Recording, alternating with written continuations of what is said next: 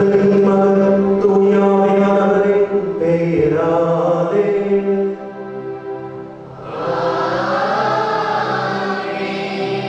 நம் ஆண்டவராகிய இயேசு கிறிஸ்துவின் அருளும் கடவுளின் அன்பும் தூய ஆவியானவரின் தோழமையும் உங்கள் அனைவரோடும் என்றும் இருப்பதாக.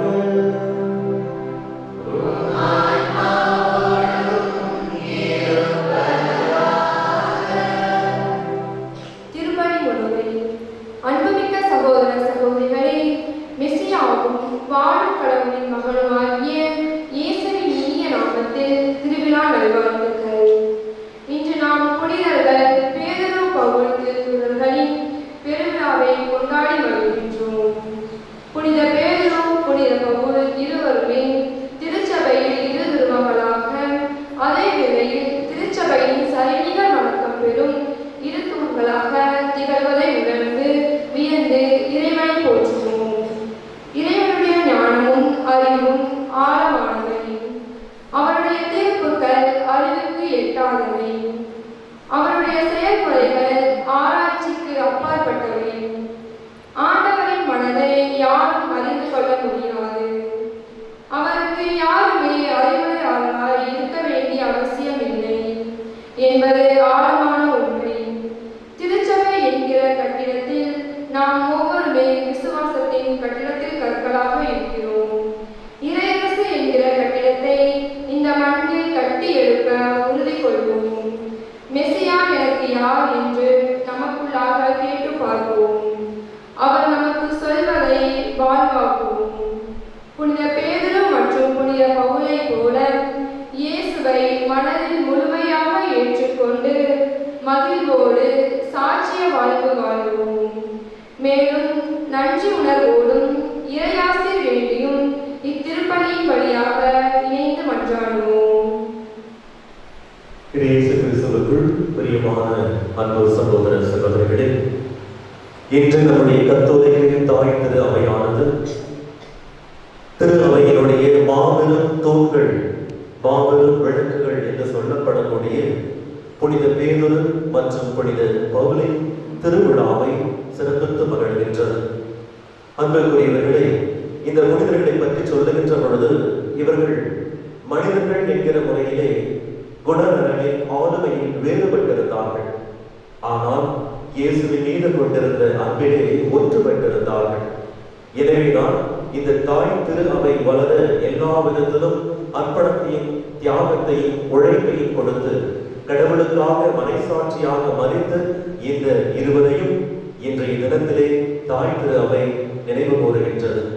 ஆகவே அப்படிப்பட்ட மாபெரும் புனிதர்களை நீங்கள் பாதுகாவலராக கொண்டிருக்கின்றீர்கள். ஆகவே பங்கு தந்தை அவர்களுக்கும் உங்கள் அனைவருக்கும் திருவிழா நல்வாழ்த்துக்களை நான் உரித்தாக்கிக் கொள்ளுகின்றேன்.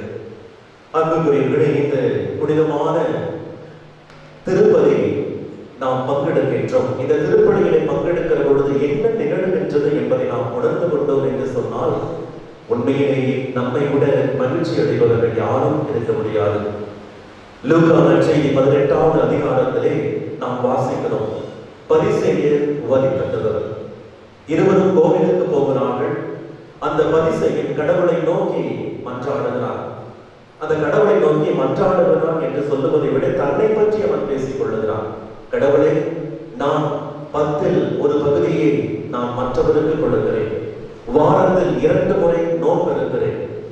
அந்த பாவிகளை போலவோ, நேர்மையற்றவர்களை போலவோ, விபச்சாரிகளை போலவோ நான் ஒரு வாழ்க்கை வாழவில்லை. ஏன் இதோ இங்கே நின்று கொண்டு ஜெபிக்கிறானே இந்த வரி கட்டுபவனை போல நான் இல்லை என்று சொல்லி அந்த கடவுள் முன்பாக நின்று கொண்டு தன்னை பற்றி அவன் தப்பட்டம் அடைகின்றான். ஆனால் அந்த வரி கட்டுபவனோ ஆலயத்திலே கடைசியிலே நின்று கொண்டு கடவுளை அண்ணாந்து பார்க்க கூட மனமில்லாமல் தன்னுடைய நெஞ்சிலே அழைத்து கொள்ளுகிறான். தெய்வமே, இதோ உம்மை நோக்கி நான் ஏறெடுத்து பார்க்க நான் தகுதியற்றவன், பாவி என்று சொல்லி தன்னுடைய அந்த தகுதியற்ற நிலையை கடவுள் முன்பாக அவன் ஏற்றுக்கொள்ளுகிறான். கடைசியிலே ஆண்டவர் இயேசு சொல்லுகிறார், பரிசேயன் அல்ல, மாறாக வரி தட்டுபவனே கடவுளுக்கு ஏற்புடையவனாக இல்லம் திரும்பினான். இதுதான் ஒவ்வொரு திருப்பலியிலும் நிகழ்கின்றது. கடவுளுக்கு முன்பாக நம்மை நாம் தாழ்த்துகின்ற பொழுது கடவுள் நம்மை உயர்த்தி அழகு பார்க்கின்றார். ஆகவே கடவுள் உயர்த்துகிற விதத்திலே இந்த திருப்பணியிலே நம்மையே தாழ்த்துகிற விதமாக அந்த இறைவனுக்கு எதிராக பிறருக்கு எதிராக நாம் மனம் பொருந்தி செய்த குற்றங்களை பாவங்களை நாம் ஏற்றுக்கொள்வோம். கடவுளுக்கு முன்பாக நம்முடைய தகுதியின்மையை நாம் ஏற்றுக்கொண்டு இறைவனுடைய வரம் கேட்டு மன்றாடுவோம். இந்த தூய திருப்பதியை நாம் ஒப்புக் கொடுக்க தடையாக இருக்கிற நம்முடைய பாவங்களுக்காக மனப்படுத்துவோம். எல்லாம் வல்ல இறைவனிடமும் நான் பாவியை ஏற்றுக்கொள்கிறேன்.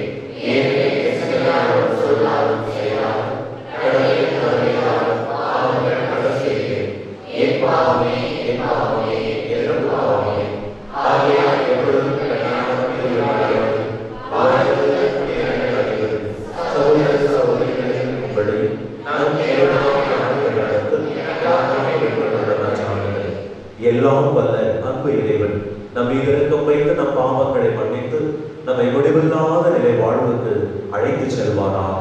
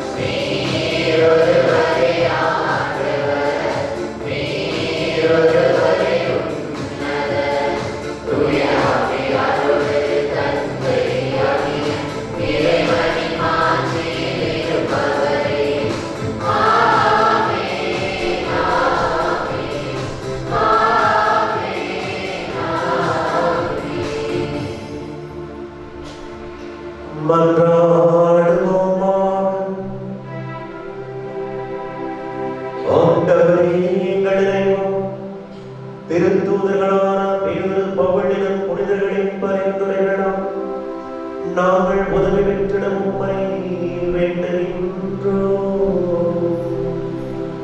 அவர்கள் வழியாக விண்ணக கொடைகளை தொடக்கத்து உமது திருவை நீர் பொழிந்தீர். அதனால் அவர்கள் வழியாக முடிவெல்லாம் மீட்பின் உதவிகளை உமது திருவைக்கு வழங்குவீராக. உம்மோடு தூயாவியானவரின் ஒன்றிப்பு இறைவனாய் என்றென்றும் வாழ்ந்து ஆட்சி செய்கின்ற எங்கள் ஆண்டவர் கிறிஸ்து வழியாக உம்மை மன்றாடுகின்றோம்.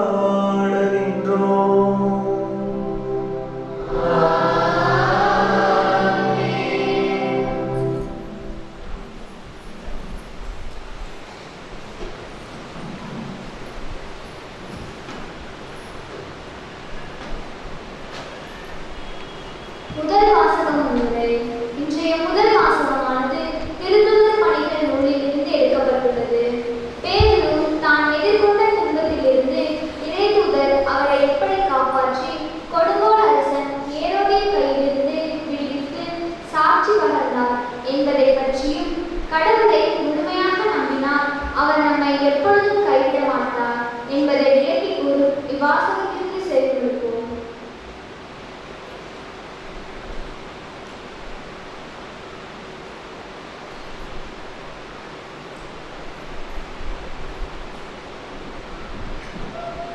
முதல் வாசகம். ஏரோதின் கையிலிருந்து ஆண்டவர் என்னை விடுவித்து காத்தார் என்று நான் உண்மையாகவே அறிந்து கொண்டேன். திருத்தூதர் பணிகள் நூலிலிருந்து வாசகம். அதிகாரம் 12, இறை வசனங்கள் 1 முதல் 11 முடிய.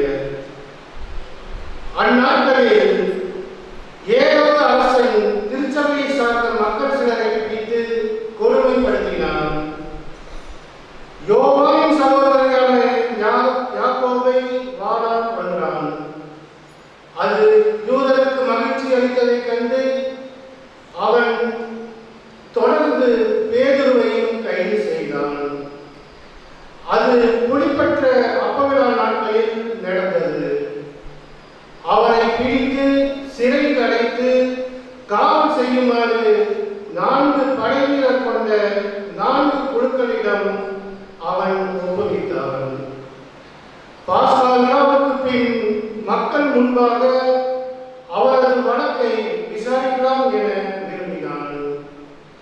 பேதுரு இவ்வாறு சிறையில் காவலில் வைக்கப்பட்டிருந்த போது திருச்சபை அவருக்காக கடவுளிடம் உருக்கமாக வேண்டியது.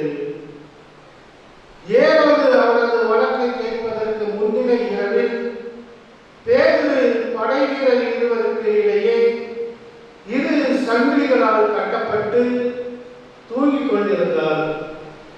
காவலர்கள் வாயிலுக்கு முன் சிறையை காவல் செய்து கொண்டிருந்தார்கள். அப்போது ஆண்டவரின் தூதர் அங்கு வந்து நின்றார். அறை ஒளிமயமாயிற்று. அவர் பேதுருவை தட்டி எழுப்பி உடனே எழுந்திரும் என்று கூற சங்கிலிகள் அவர் கைகளில் இருந்து கீழே விழுந்தன. வானதூதர் அவரிடம் இடைக்கச்சையை கட்டி மிதியடிகளை போட்டுக் கொள்ளும் என்றார். அவரும் அவ்வாறே செய்தார். தூதர் அவரிடம் உமது மேலுடையை அணிந்து கொண்டு என்னை பின்தொடரும் என்றார். பேதுரு வானதூதரை பின்தொடர்ந்து சென்றார். தூதர் மூலமாக நடந்தவை எல்லாம் உண்மை என்று அவர் உணரவில்லை. ஏதோ காட்சி காண்பதாக அவர் நினைத்துக் கொண்டார். அவர்கள் 1ஆம் காவல் நிலையையும் 2ஆம் காவல் நிலையையும் கடந்து நகருக்கு செல்லும் இருப்பு வாயில் அருகே வந்தபோது அது அவர்களுக்கு தானாகவே திறந்தது. அவர்கள் வெளியே வந்து ஒரு சந்து வழியாக சென்றார்கள். உடனே வானதூதர் அவரை விட்டு அகன்றார். பேதுரு கண்ணிறப்பு பெற்றபோது ஆண்டவர் தம் வானதூதரை அனுப்பி ஏரோதின் கையில் இருந்து என்னை விடுவித்து யூத மக்கள் எதிர்பார்த்த எதுவும் நிகழாதவாறு என்னை காத்தார் என்று நான் உண்மையாகவே அறிந்து கொண்டேன் என்றார். இது ஆண்டவரின் அருள்வாக்கு.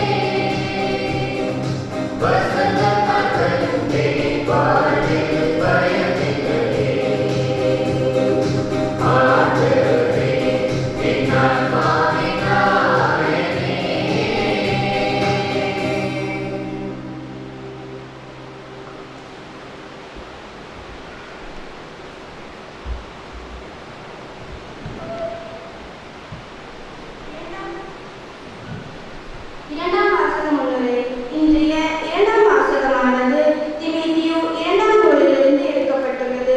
புனித பவுல் இறையாட்சி பறைசாற்றுவதையே உயிர் மூச்சாய் கொண்டு நல்ல போராட்டத்தை போராடி ஓட்டத்தை முடித்து விசுவாசத்தை காத்துக்கொண்டார். பவுலுக்கு மற்ற இறை நம்பிக்கையில் உள்ளவர்களுக்கும் வெற்றி வாகை தருவார். வலுவூட்டுகின்ற கடவுள் அனைத்து இன்னல்களிலிருந்தும் விடுவிப்பார். நீதியை வழங்குவார். மேலும் இறையாட்சியில் பங்கு கொள்ள செய்வார் என்று கூறும் இவ்வாசகத்தை கவனமுடன் கேட்போம்.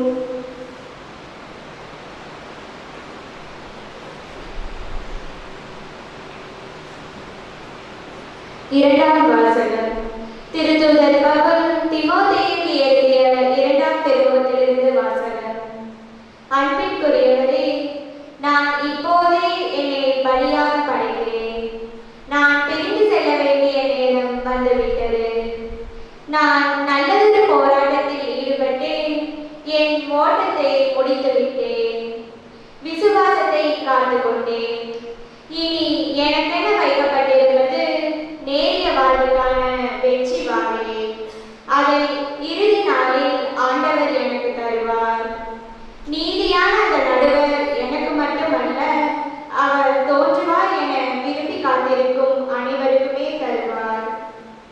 நான் அறிவித்த செய்தியை நிறைவுற்று அனைத்து நாட்டவரும் அதனை கேட்க வேண்டும் என்று ஆண்டவர் என் பக்கம் நின்று எனக்கு வலுவூட்டினார்.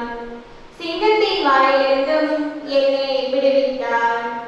தீங்கு அனைத்திலிருந்தும் அவர் என்னை விடுவித்து தம் விண்ணரசில் சேர்த்து எனக்கு மீன்பளிப்பார். அவருக்கே என்றென்றும் மாற்றி உரித்தாகுக. ஆமென். இது ஆண்டவர் வழங்கும் அருள்வாக்கு.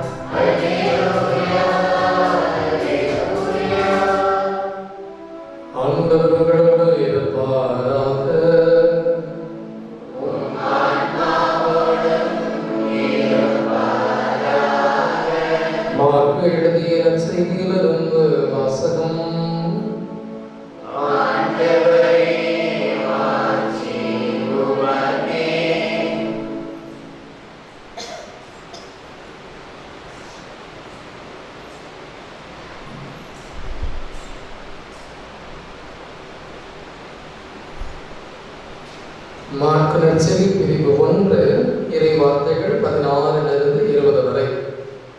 அவர் கலிலேயா கடலோரமாய் சென்றபோது சீமோனையும் அவர் சகோதரரான அந்திரேயாவையும் கண்டார். மீனவர்களான அவர்கள் கடலில் வலை வீசிக் கொண்டிருந்தார்கள். இயேசு அவர்களை பார்த்து, என் பின்னே வாருங்கள், நான் உங்களை மனிதரை பிடிப்பவர் ஆக்குவேன் என்றார்.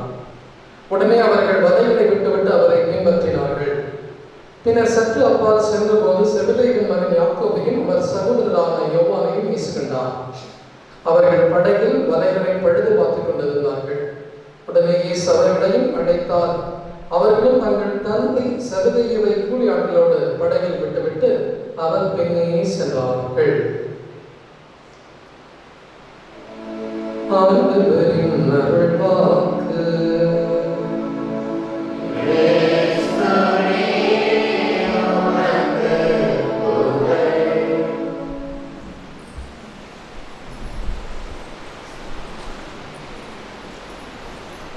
ஒரு நாளும் விலகாது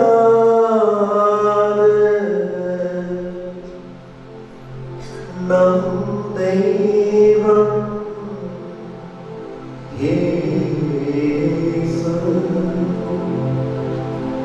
நம் தெய்வம் இயேசு.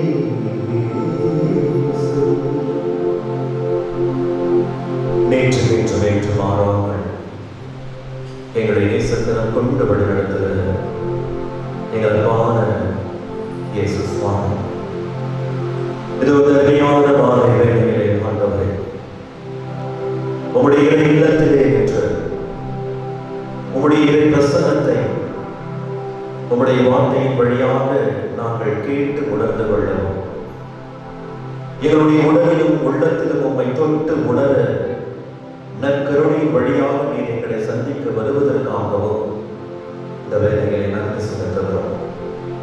ஆண்டவரே, எங்களுடைய பாதுகாவலர்களான புனித பேருந்து பவுலை போல நாங்கள் உம்முடைய அன்பை மையப்படுத்தி ஒரு வாழ்க்கையை வாழ, அதற்காக நாங்கள் எங்களையே அர்ப்பணம் செய்ய, தியாகம் செய்ய, மற்றவரை அன்பு செய்ய, அதன் வழியாக உம்முடைய இறை அருளை ஒவ்வொரு நாளும் நாங்கள் உணர்ந்து மகிழ எங்களுக்கு அருள் தாரும், ஆற்றல் தாரும். ஜெபம் கேளும் ஜீவனுள்ள நல்ல தந்தையே. இயேசு கிறிஸ்துவுக்குள் பிரியமான அன்பு சகோதர சகோதரிகளே, மீண்டுமாக ஒரு அனைவருக்கும் திருவிழா நல்வாழ்த்துக்களை உரித்தாக்கிக் கொள்ளுங்கள்.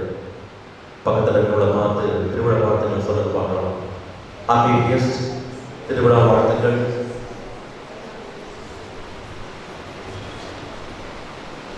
அன்புக்குரியவர்களே, இது நம்முடைய குடும்ப விழா. இது பங்கு விழா என்று சொல்லுவதை விட பங்கு என்கிற தல திரு அவையுடைய குடும்ப விழா. ஆகவே இந்த குடும்ப விழாவை நம்முடைய வார்த்தைகளால் அல்ல, மாறாக கிறிஸ்துவின் அன்பை மையப்படுத்திய நம்முடைய புனிதர்களை போன்ற அந்த ஒரு வாழ்க்கையை நாம் கடவுளுக்கும் மற்றவருக்கும் வாழ்கின்ற பொழுது இந்த விழா ஒரு அர்த்தமுள்ள விழாவாக மாறும். இறைவனுடைய ஆசை நிச்சயம் நமக்கு கிடைக்கும். ஆகவே தொடங்குகின்ற பொழுது ஒரு சிறிய ஒரு கதையோடு நான் தொடங்குகிறேன். ஒருவேளை இந்த கதை சின்ன குழந்தையிலிருந்து பெரியவங்க வரைக்கும் ஒருவேளை இந்த கதையை நீங்க படிச்சிருக்கலாம், கேட்டிருக்கலாம். கேட்டவங்க அமைதியா இருங்க, கேட்காதவங்க காது கொடுத்து கேளுங்க. அவன் ஒரு குள்ளா வியாபாரி, தொப்பி வியாபாரி. அவன் என்ன பண்றான் அப்படின்னா, ஒரு மூட்டை நிறைய குள்ளாவை நிரப்பி வச்சு அந்த மூட்டை கட்டிக்கிட்டு, பசி எடுக்கும் இல்லையா, அதனால சோத்து மூட்டையும் சேர்த்து கட்டிக்கிட்டு அவன் அந்த குள்ளாவை வைக்கிறதுக்காக பயணம் மேற்கொள்கிறான். விற்று கொண்டே போகிறான்.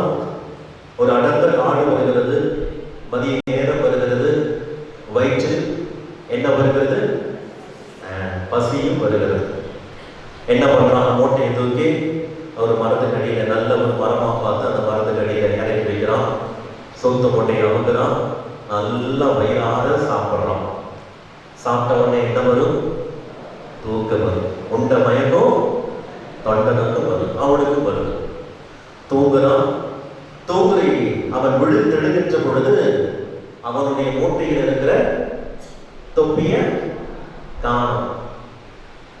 அந்த தொப்பி எங்க போச்சு? Very good. அங்க மரத்துல இருக்கிற குரங்கெல்லாம் கீழே இறங்கி மூட்டையை அவுத்து அங்க இருக்கிற தொப்பியெல்லாம் மேல தூக்கி போய் ஜம்முன்னு சும்மா தலையில போட்டுக்கிட்டு உட்காந்துட்டு இவன் எப்ப எந்திரிப்பான்னு பார்த்துட்டு இருக்கு. அவன் தலைக்கடையில ஒரு தொப்பி வச்சிருந்தான்.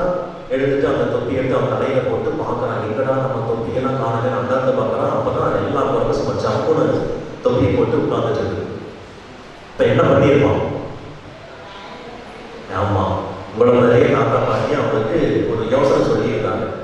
இந்த குரங்குகிட்ட ஒரு மாதிரி இந்த மாதிரி ஏதாவது மாட்டிட்டோம்னா என்ன செய்யணுங்கிறத அவங்க பாட்டி அவங்க தாத்தா என்ன செஞ்சாலும் அதை சொல்லியிருக்காங்க பேரண்ட். ஆகவே அவன் சொல்லிக்கிறான், குரங்குகளை ஒரு ஏமாத்துறது எனக்கு என்ன அவ்வளவு கஷ்டமா, ரொம்ப சுலபம் அப்படின்னு சொல்லிட்டு அவன் என்ன பண்றான், குரங்குகளை பார்த்து ஹாய் கை காமிச்சான். குரங்குகளுமே நம்ம செய்யறதை செய்யணும்னு சொல்லுவாங்க இல்லையா? இப்போ குரங்குகள் என்ன பண்ணுச்சு? கையை காட்டுச்சு. அப்புறம் என்ன பண்ணா? கை தட்டினான். எல்லா குரங்கும் என்ன பண்ணுச்சு? கை தட்டுச்சு. அப்புறம் கண்ணத்தை சொரிச்சா, எல்லா குரங்கும் கண்ணத்தை சொரிச்சது. அவன் தலையில ஒரு தொப்பி போட்டுனாலே அந்த தொப்பியை கட்டி ஆட்டினா எல்லா குரங்குகளும் அவனை மாதிரியே செஞ்சது. அடுத்தது ஒன்று பண்ணான். என்ன பண்ணா? சும்மா ஸ்டைலா சுழட்டி தூக்கி வீசினான். உடனே குரங்குகள் என்ன பண்ணுச்சு? என்ன பண்ணுச்சு? அங்கதான் கதை மாறுது. அந்த குரங்குங்க கொஞ்சம் கவனமான குரங்குங்க கீழே வீசுது. அந்த தலையில இருக்கிற தொப்பியை வச்சு கையில பிடிச்சிக்கிட்டு தொப்பியை பார்க்குதுங்க, அவனை பார்க்குது. தொப்பியை பார்க்குது, அவனை பார்க்குது. அவனுக்கு ஒரே ஆச்சரியம், என்னடா வீசுன்னு நினைச்சிருக்க குரங்குகள்லாம் வீசுலையே அப்படின்னு நினைச்சிட்டு இருக்கிற சமயத்துல மரத்துல இருந்து ஒரு சின்ன குரங்கு இறங்கி வந்தது. நல்லா இறங்கி வந்து அவன் பக்கத்துல நின்று அவனை பார்த்தது, அவன் தொப்பியை பார்த்தது.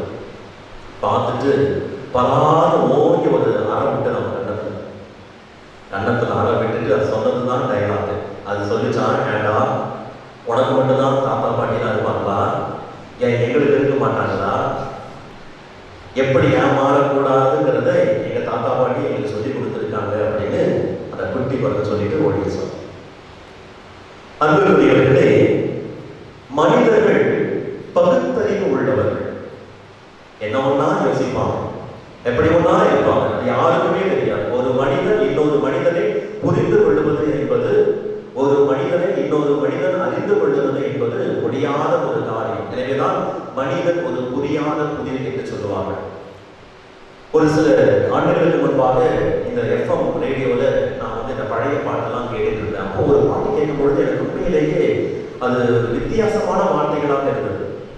அது என்ன பாட்டு அப்படின்னா, சித்திங்கிற படத்துல கண்ணதாசன் இயற்றிய ஒரு பாடல் வரி. அந்த பாடல் வரியில அந்த கண்ணதாசன் என்ன சொல்றார் அப்படின்னா, மனிதனாக வாழ வேண்டிய ஒரு மனிதன் எப்படி வாழ்ந்து கொண்டிருக்கிறான் என்பதை அந்த பாடல் வரியின் வழியாக அழகாக சொல்லிக் கொண்டு வருகிறார். அந்த வார்த்தைகள் இதுதான், நல்லா கவனிக்க, சுவாரஸ்யமா இருக்கும்.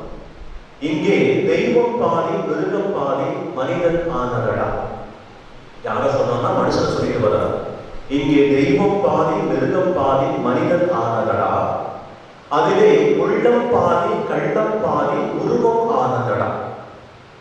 ஆசையிலே காக்கையடா, அலைவதிலே கழுதையடா, தந்திரத்தில் நரிகளடா, தன்னலத்தில் புலிகளடா, அந்தரத்தில் எக்கையிலே மந்திரத்தில் ஆசையடா, முகத்தில் பாதி வாய் இருக்கும்,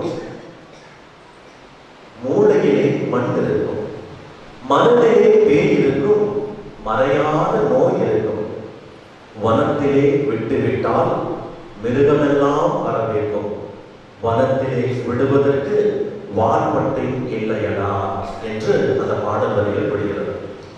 ஒரு மனுஷன் எவ்வளவு மனுஷனா இல்லைன்னா, நரியா இருக்கிறான், கழுதியா இருக்கிறான், காக்கையா இருக்கிறான், ஆனால் அவன் மனிதனாக இல்லை என்பதுதான் அந்த பாடல் வரிகளுடைய அர்த்தம். ஆகவே மனிதர்களை பிடிப்பது என்பது, ஒரு மனிதனை இன்னொரு மனிதன் புரிந்து கொள்வது என்பது மிக மிக கடினம். ஆனால் அப்படிப்பட்ட மனிதனை பிடிக்க, அப்படிப்பட்ட மனிதர்களை மனம் மாற்ற இன்றைய நற்செய்தியிலே ஆண்டவர் இயேசு கிறிஸ்து சீடர்களை அழைக்கிறார். என் பின்னே வாருங்கள், நான் உங்களை மனிதர்களை பிடிப்பவர்களாக மாற்றுவேன். இந்த மனிதர்கள் இப்படியெல்லாம் இருப்பார்கள் என்பது இயேசுவுக்கு தெரியும். ஆனால் அப்படிப்பட்ட மனிதர்களை பிடிப்பதற்காக, அந்த மனிதர்களை எப்படி பிடிக்க வேண்டும், எந்த வலை வீசி பிடிக்க வேண்டும் என்பதை நான் உங்களுக்கு கற்றுக் கொடுக்கிறேன். ஆகவே என் பின்னே வாருங்கள், நான் உங்களை மனிதர்களை பிடிப்பவர்களாக மாற்றுவேன் என்று சொல்லி அழைத்து அந்த இறைவன் வழி நடத்துவதை நாம் நற்செய்தியிலே வாசிக்கிறோம். எனவே அப்படிப்பட்ட ஒரு அழைப்பை தான் இந்த பங்கினுடைய பாதுகாவலர் என்று சொல்லக்கூடிய புனித பேதுரு மற்றும் புனித பவுலையும் கடவுள் அழைத்தார். அவர்கள் செய்ததெல்லாம் என்ன? கடவுள் கொடுத்த அந்த அழைப்பிற்கு ஒத்துழைப்பை கொடுத்தார்.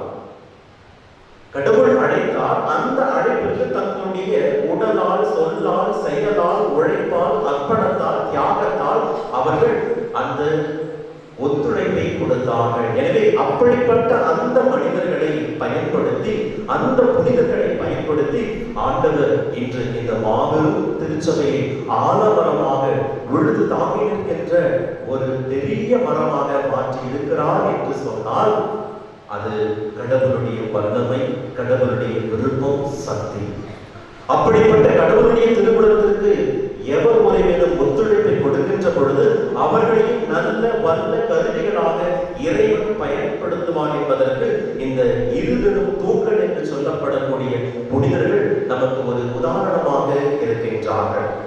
அன்புக்குரியவர்களே, ஆண்டவர் இயேசு கிறிஸ்து இந்த தாய் திரு அவையை உருவாக்கினார்.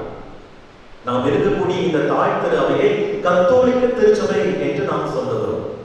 நீங்க போய் டிக்ஷனரியில எடுத்து பாருங்க, கேத்தலிக் என்கிற அந்த வார்த்தைக்கு அர்த்தம் என்ன என்று சொன்னால் யூனிவர்சல், அகில உலக திரு அவை.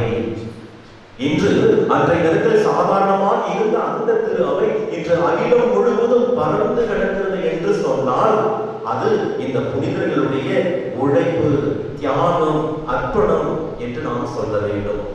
கடவுள் கொடுத்த அந்த அழைப்பை ஏற்று இவர்கள் ஒத்துழைப்பை கொடுத்தார்கள். ஒத்துழைப்பை கொடுத்ததால் அப்படிப்பட்ட ஒரு பெரிய ஆலமரமாக நம்முடைய தாய் திரு அவை, கத்தோலிக்க திரு அவை உயர்ந்து நிற்கிறது என்று சொன்னால் அது நிச்சயம் விலை ஆகாது. ஆகவே இப்படிப்பட்ட இந்த புனிதர்களை பற்றி நாம் சற்று சிந்திக்க இருக்கின்றோம். முதலில் பேதுரு இந்த திரு அவையினுடைய முதல் பிஷப். அவர்தான் முதல் திருத்தந்தை, இயேசுவால் நியமிக்கப்பட்ட முதல் பிஷப் இந்த பேதுரு. ஆகவே இந்த பேதுரு எப்படிப்பட்டவர்? அவருடைய தனிப்பட்ட வாழ்விலே ஒரு மனிதனாக பார்க்கிற பொழுது அவர் ஒரு பாமரன், படிக்காதவர். அதே சமயத்திலே அடிக்கடி உணர்ச்சி வசப்படுகிறவராக இருக்கிறார். இயேசு ஏதாவது சொன்னாலும் உடனே முந்திரிப்பட்ட மாதிரி முந்திக்கிட்டு போய் பதில் சொல்லுவார். இதுதான் உணர்ச்சி வசப்படுறது அப்படின்னு நாம சொல்றோம். அதே சமயத்துல இப்படிப்பட்ட இந்த பேதுரு இறைவன் தனக்கு கொடுத்த அந்த அருளை கொண்டு யூதர்களுக்கு அவர் நற்செய்தியை அறிவித்தார். அவர் ஒரு யூதர். ஆகவே இந்த மீட்பு என்பது, கடவுளுடைய ஆசீர்வாதம் என்பது யூதர்களுக்கு உரித்தானது என்று சொல்லி யூத மக்களுக்கு அந்த நற்செய்தியை அறிவித்தார். ஆனால் இந்த பவுலடியாரை பார்க்கின்ற பொழுது இவரை போல படிக்காதவர்கள், மெத்த படித்தவர், பெரிய அறிவுஜீவி என்று சொல்லுவார்கள். யூத சட்டங்களை எல்லாம் கரைத்து குடித்த ஒரு மாபெரும் மனிதர். அதே சமயத்திலே உணர்ச்சி வசப்படுபவர் அல்ல, மாறாக அவர் இறைவன் கொடுத்த அந்த பகுத்தறிவை கொண்டு எதையும் சிந்தித்து பார்த்து செயல்படக்கூடிய ஒரு படித்த மேதை. அடுத்ததாக பார்க்கிற பொழுது இறைவனுடைய மீட்பு என்பது இந்த யூதர்களுக்கு மட்டுமல்ல, அவரை நம்பிக்கையோடு விசுவாசத்தோடு தேடுகின்ற ஒவ்வொருவருக்கும் கடவுள் இந்த மீட்பை கொடுக்கிறார் என்று சொல்லி புறவிடத்தாருக்கு நற்செய்தியை அறிவித்தவர். ஆகவே இப்படிப்பட்ட இருவேறு மூலையிலே இவர்களுடைய வாழ்க்கை அமைந்திருந்தது, இவர்களுடைய ஆளுமை அமைந்திருந்தது. ஆனால் இவர்களுடைய ஒரே ஒரு புள்ளியிலே இவர்கள் இருவரும் சேர்ந்திருந்தார்கள். அது எந்த புள்ளி அப்படின்னா இயேசுவை அன்பால் ஆட்கொள்ளப்பட்ட அந்த மைய புள்ளி. இயேசுடைய அன்பினால் இருவரும் ஆட்கொள்ளப்பட்டார். இயேசுடைய அன்பால் உந்தி தள்ளப்பட்டு அந்த அன்பினை கொண்டு உலகம் முழுவதும் நற்செய்தியை இவர்கள் அறிவித்தார்கள். எனவேதான் அவருடைய அழகாக சொல்லுவார், இயேசுவினுடைய அன்பிலிருந்து நம்மை பிரிக்கக்கூடியது எது? இடரா, பட்டினியா, சாவா அல்லது ஆடையின்மையா? எதுதான் நம்மை பிரிக்க முடியும்? கிறிஸ்துவனுடைய அன்பிலிருந்து எதுவுமே நம்மை பிரிக்க முடியாது என்று இருவரும் நினைத்ததால் இவர்கள் வேறுபட்டிருந்தாலும் கடவுளுடைய அன்பால் அவர்கள் ஒன்றுபட்டிருப்பதை நாம் பார்க்கின்றோம். ஆகவே கடவுளுடைய அன்பால் ஒன்றுபட்டு இவர்கள் கடவுளுடைய அழைப்பை ஏற்று உழைத்தார்கள், ஒத்துழைப்பை கொடுத்தார்கள். அதனால்தான் இந்த தாய் திரு அவை எவ்வளவு பெரிய மரமாக இன்று வளர்ந்து நிற்கின்றது. அன்புக்குரியவர்களே, இவர்கள் இருவருமே நீரோ மன்னனது ஆட்சியிலே இவர்கள் படுகொலை செய்யப்பட்டார்கள். கிட்டத்தட்ட கிபி 67வது ஆண்டிலே இவர்கள் இருவரும் கொல்லப்பட்டார்கள். உங்களுக்கு தெரியும், பேதுரு சிலுவையிலே தலைகீழாக அறையப்பட்டு மறைசாட்சியாக மறைத்தார். இந்த பவுலடியாரை பார்க்கிற பொழுது தலை கொய்யப்பட்டு அவர் மரித்தார் என்று சொல்லப்படுகிறது. ஆக இப்படி இப்படிப்பட்ட ஒரு தியாகத்தை, மறைசாட்சியை இவர்களால் எப்படி கொடுக்க முடிந்தது என்று சொன்னால் கடவுளுடைய அன்பு. இந்த அன்பை நாம் சுவைக்கின்ற பொழுது திருப்படியை நாம் வருகிறோம், கடவுளுடைய வார்த்தையை நாம் கேட்கிறோம். கேட்ட அந்த இறை வார்த்தையை நற்கருணையின் வழியாக என்னை படைத்த இதோ நான் கேட்ட இறை வார்த்தையின் வழியாக வந்த அந்த தெய்வம் இப்பொழுது என்னுடைய உடலிலே வருகின்றார் என்பதை நான் உணர்கிற பொழுது, அவருடைய அன்பை சுவைக்கின்ற பொழுது, இந்த புனிதர்களைப் போல அன்புக்குரியவர்களை நாமும் அர்ப்பணம் செய்ய முடியும், தியாகம் செய்ய முடியும், நாம் மற்றவரை நேசிக்க முடியும். ஆகவே இப்படிப்பட்ட இந்த அன்பில் இவர்கள் ஆட்கொள்ளப்பட்டார்கள் என்று சொன்னால், இந்த கிறிஸ்துவனுடைய அன்பு எப்படிப்பட்டது? அதைத்தான் நாம் யோவான் நற்செய்தி 31வது அதிகாரம் 33 முதல் 35 வரை உள்ள இறைவார்த்தைகளிலே கடவுளுடைய அன்பு, இயேசுவினுடைய அன்பு எப்படிப்பட்டது என்பதை நாம் வாசிக்கிறோம். பிள்ளைகளே, இயேசு சொல்றார், பிள்ளைகளே, இன்னும் சிறிது காலமே உங்களோடு இருப்பேன். பொதுவா ஒரு கொலை குற்றவாளி, அதாவது தூக்கு தண்டனை விதிக்கப்பட்ட ஒரு குற்றவாளியினுடைய கடைசி ஆசை என்னன்னு சொல்லுவான், கேட்பாங்க. அந்த கடைசி ஆசை அவன் சொல்லுகிற பொழுது அதை நிறைவேற்றுவார்கள். ஆனால் இங்கு ஆண்டவர் இயேசு கிறிஸ்து இன்னும் சில நாட்களில் தன்னை கொல்ல போகிறார்கள் என்பது அவருக்கு தெரியும். ஆகவே அவர் தன்னுடைய கடைசி ஆசையை, தன்னுடைய கடைசி விருப்பத்தை தன்னுடைய சீடர்களிடத்திலே சொல்லுகின்ற வார்த்தைகள் தான் இது. பிள்ளைகளே, இன்னும் சிறிது காலமே உங்களோடு இருப்பேன். நீங்கள் என்னை தேடுவீர்கள், ஆனால் நான் போகும் இடத்திற்கு உங்களால் வர இயலாது. இப்போது உங்களுக்கு சொல்லுகிறேன், என் ஆசையை சொல்றேன், என் விருப்பத்தை சொல்றேன் சொல்லிட்டு சொல்றார். இப்போது உங்களுக்கு சொல்கிறேன், ஒருவர் மற்றவரிடம் அன்பு செலுத்துங்கள், ஒருவர் மற்றவரிடம் அன்பு செலுத்துங்கள் என்னும் புதிய கட்டளை நான் உங்களுக்கு கொடுக்கிறேன்.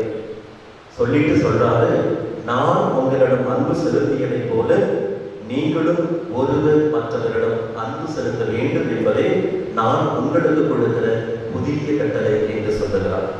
ஆக ஆண்டவர் இயேசுவுடைய கடைசி ஆசை என்னவென்று சொன்னால், நான் உங்களை அன்பு செய்ததை போல நீங்களும் ஒருவர் மற்றவரை அன்பு செய்யுங்கள். இந்த வார்த்தையை ஆண்டவர் இயேசு கிறிஸ்து போதித்து விட்டு போய்விடவில்லை. நான் போதிச்சுட்டு நீங்க கடைபிடிக்க சொல்லிட்டு போகல.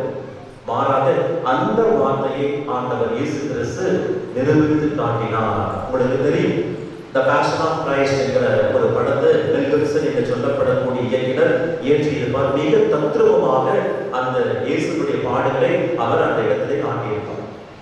ஆனால் அது இந்த விபடி அறிஞர்கள் சொல்றாங்க, அதை விட கொடுமைப்படுத்தி ஆண்டவர் இயேசுவை கொண்டிருக்க வேண்டும் என்று இந்த விபடி அறிஞர்கள் சொல்லுகிறார்.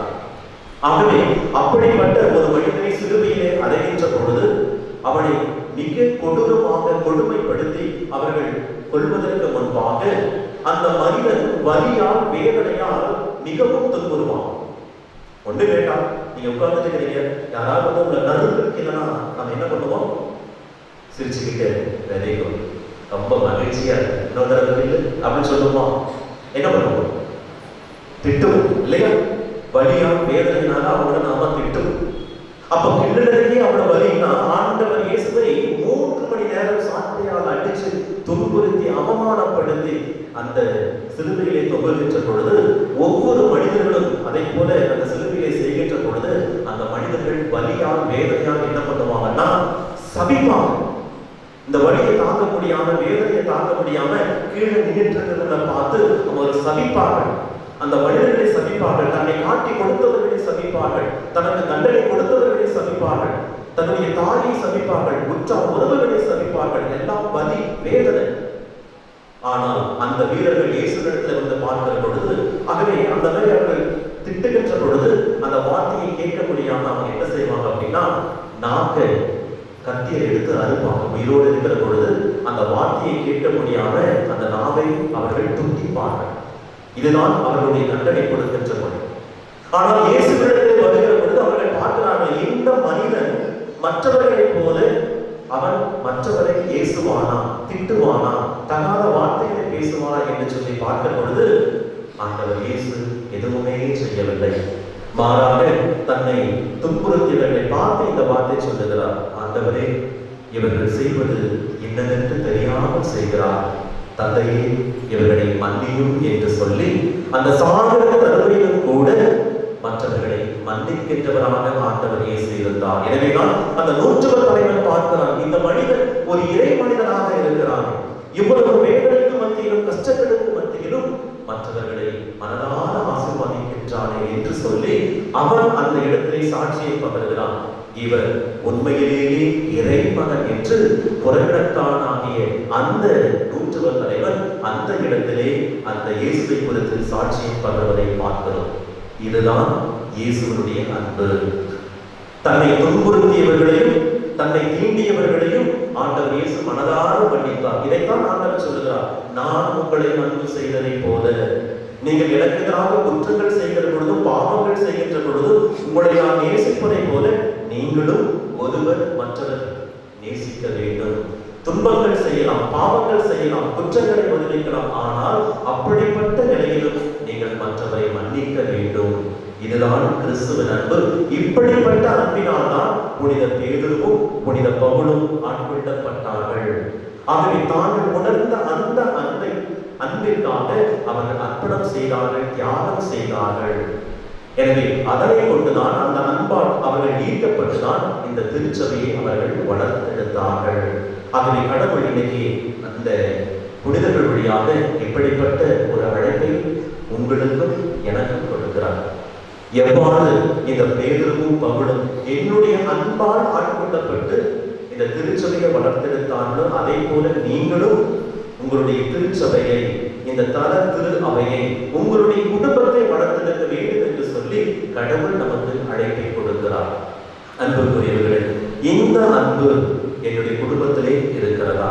இந்த தியாகம், இந்த அர்ப்பணம், மன்னிக்கின்ற குணம் என்னுடைய குடும்பத்திலே இருக்கிறதா? என்னுடைய திருச்சபையிலே, இந்த பங்கிலே இருக்கிறதா என்று நம்மை நாம் சிந்தித்து பார்க்க வேண்டும். ஒவ்வொரு வருடமும் விழா வருகிறது, கொண்டாடுகிறோம், 10ஓடு 11, அத்தோடு 21 என்று சொல்லி நாம் போய்விடுகிறோம். ஆனால் உண்மையான விழா என்று சொன்னால், இந்த விழா நமக்கு கொடுக்கிற அழைப்பு என்னவென்று சொன்னால், அந்த பங்கிற்கென்று கொடுக்கப்பட்ட பாதுகாவலருடைய வாழ்க்கையை நாம் நினைத்து பார்க்க வேண்டும்.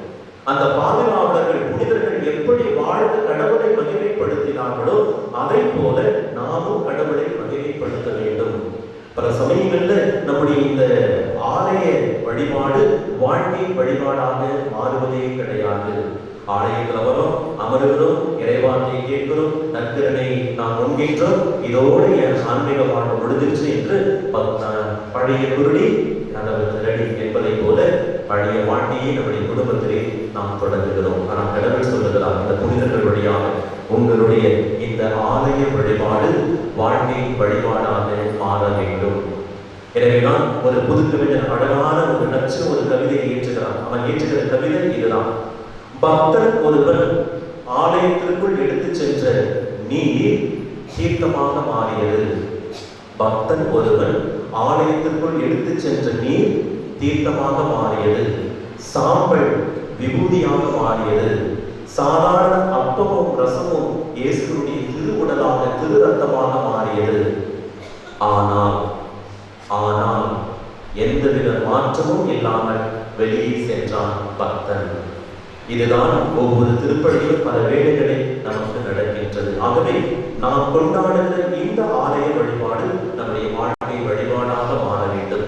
நான் துவக்கத்திலே சொன்னதை போல அந்த பரிசேயன் தன்னை பற்றி தம்பட்டம் அடிக்கிறான். அவன் ஏற்புடையவனாக இல்லம் திரும்பவில்லை, மாறாக கடவுளுக்கு முன்பாக தன்னுடைய பாவத்தை ஏற்றுக்கொண்டு, கடவுளுக்கு முன்பாக தன்னுடைய குற்றத்தை ஏற்றுக்கொண்டு சென்ற அந்த ஆயக்காரன் தான் கடவுளுக்கு ஏற்புடையவனாக இல்லம் திரும்பினார்.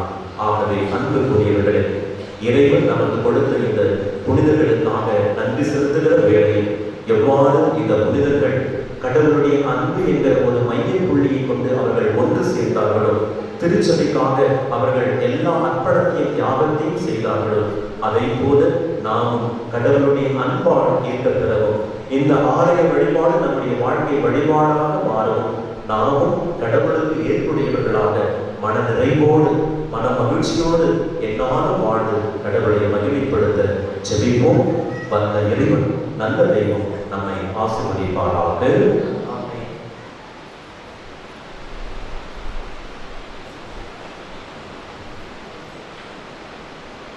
காணிக்கை பாடல்.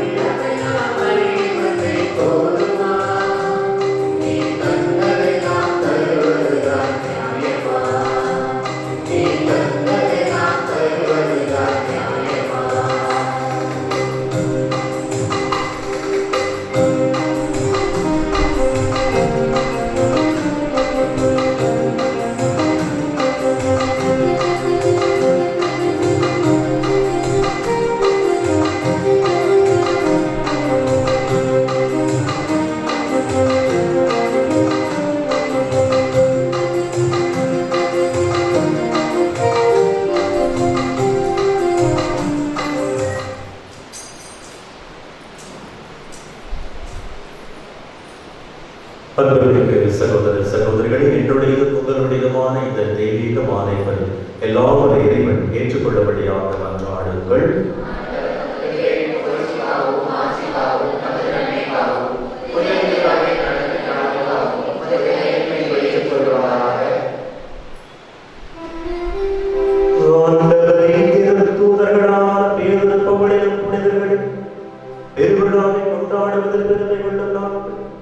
இக்காணிக்கைகளை உமது திருப்பிடத்துக்கு கொண்டு வருகின்றோம். மீட்படைய எங்களுக்கு உள்ள தகுதியை குறித்து அச்சமரலாமல் உமது நடிப்பிறக்கத்தால் மீட்பு அடைவோம் என்பது மகிழ்ச்சியுறுவோமாக. எங்கள் ஆண்டவர் கிறிஸ்து வழியாக உம்மை மன்றாடுகின்றோம்.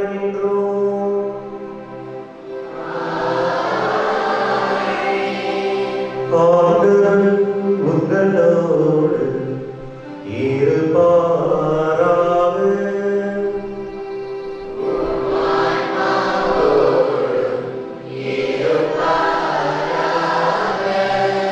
இதயங்களை எடுத்துங்கள்.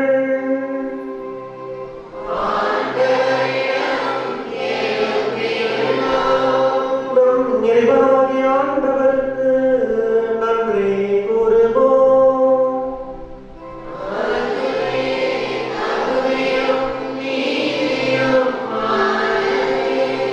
ஆண்டவரே, தூயவரான தந்தையே, என்று வாழும் எல்லாம் வல்ல இறைவா, எங்கள் ஆண்டவராகிய கிறிஸ்து வழியாக என்னாலும் எவ்விடத்திலும் நாங்கள் உமக்கு நன்றி செலுத்துவது மெய்யாகவே தகுதியும் நீதியும் ஆகும். எங்கள் கடமையும் மீட்புக்கு உரிய செயலும் ஆகும். ஏனெனில் புனிதர்களை உயர்த்தத சாட்சியத்தால் உமது திரு அவை என்றும் புதிய ஆற்றல் பெற்று வளமடைகின்றது. இவ்வாறு எங்கள் மீது நீ கொண்டிருக்கிற பரிவன்பை தெள்ளத் தெளிவாக காட்டுக. மேலும் எங்களது மீட்பின் மறை நிகழ்வை நாங்கள் நிறைவேற்றுவது அப்புனிதர்களின் சிறப்புமிக்க எடுத்துக்காட்டால் தோட்டம் பெற்று அவர்களது தகுந்த பரிந்துரையால் என்றும் ஊக்கம் பெறவும் அருளைகின்றேன். ஆகவே இறைவா, வானக தூதர்கள் அனைவரோடு நாங்களும் சேர்ந்து உம்மை போற்றி புகழ்ந்து முடிவின்றி ஒரே குரலாய் அக்களித்து பாடுவதாவது.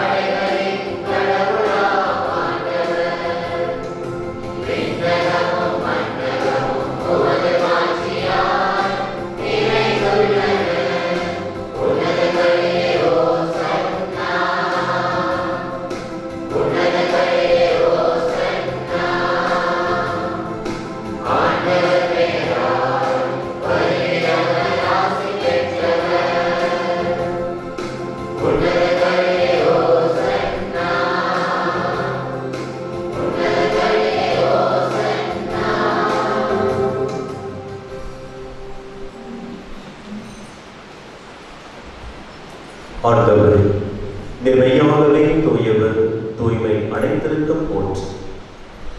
ஆகவே உம்முடைய ஆவியை பொழிந்து இக்காணிக்கைகளை தூய்மைப்படுத்த உம்மை வேண்டுகின்றோம்.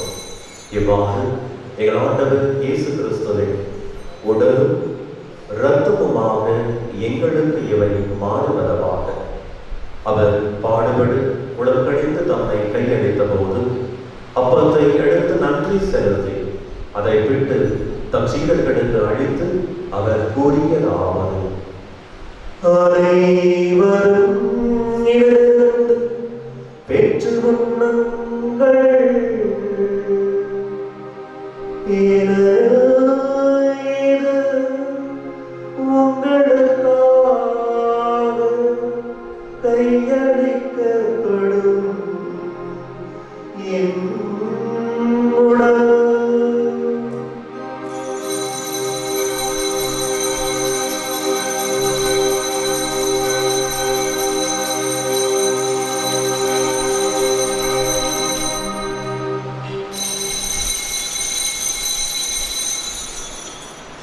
அவ்வளவே இரவு விருந்தை அருந்தியவள் கிண்ணத்தையும் எடுத்து மீண்டும் உமக்கு நன்றி கூறி தம் சீடர்களுக்கெல்லாம் அழித்து அவர் கூறியதாவது: அனைவரும் இதிலிருந்து பெற்று பருகுங்கள்.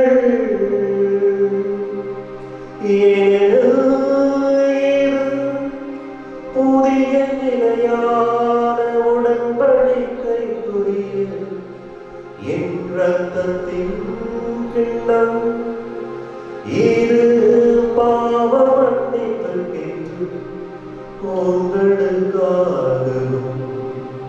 பலருக்காகவும் சிந்தப்படும். இதை என் நினைவாக செய்யுங்கள்.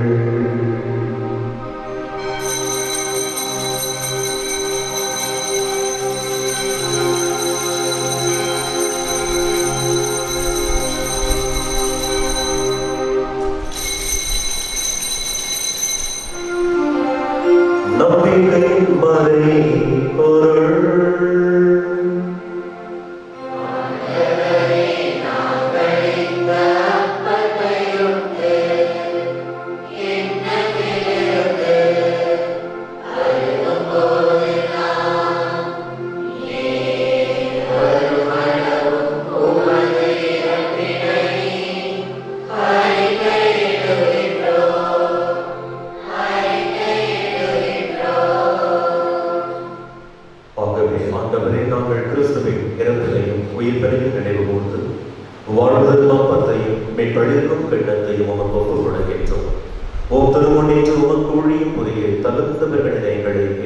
செய்தீர். எனவே உமக்கு நன்றி செலுத்துகின்றோம். மேலும் கிறிஸ்துவின் உடலிலும் இரத்தத்திலும் பங்கு கொள்ளும் எங்களை தூய ஆவியானவர் கொண்டு சேர்க்க வேண்டும் என உமை தாழ்மையுடன் மன்றாடுகின்றோம்.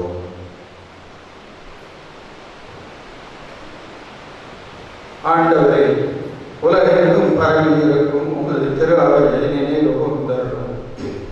எங்கள் திருத்தந்தை பிரான்சிஸ், எங்களாகிய தோமஸ் அக்வினாஸ், எல்லா திருநிலையினர் ஆகிய அனைவரோடும் உமது திரு அவை அன்பில் நிறைவு பெறச் செய்தருளும். மேலும் உயிர் பிழந்த நோக்குடத்தில் படும் எங்கள் சகோதர சகோதரிகளையும் இறந்தோர் அனைவரையும் இரக்கத்துடன் நினைவு கூர்ந்து உமது திருமக வழியிலும் ஏற்றருடன் நினைவு மீதும் இரக்கமாயும் கடவுளின் கன்னித்தாயான புனித மரியா, அவருடைய கணவரான புனித யோசேப்பு, புனித திருத்துதர்கள், இவ்வுலகில் உதவுவராயிருந்த புனிதர் அனைவருடனும் நாங்கள் நிலை வாழ்வில் பங்கு கொள்ளும் தகுதி பெற்று திருமகன் இயேசு கிறிஸ்து வழியாக புகழ்ந்தேத்த மரமருட உண்மை மன்றாடுகின்றோம்.